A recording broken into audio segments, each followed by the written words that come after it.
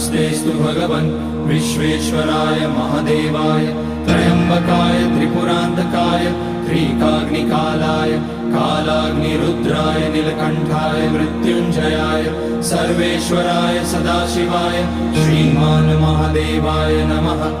ॐ नमः शम्भवाय च मयोभवाय च नमः शङ्कराय च मयस्कराय च नमः शिवाय च शिवतराय च। ॐ त्र्यम्बकं यजामहे सुगन्धिं पुष्टिवर्धनम् उर्वारुकमिव बन्धनान् मृत्योर्मुक्ष्यमामृतात्। नागेन्द्रहाराय त्रिलोचनाय भस्माङ्गराय महेश्वराय नित्याय शुद्धाय दिगम्बराय तस्मै नकाराय नमः शिवाय।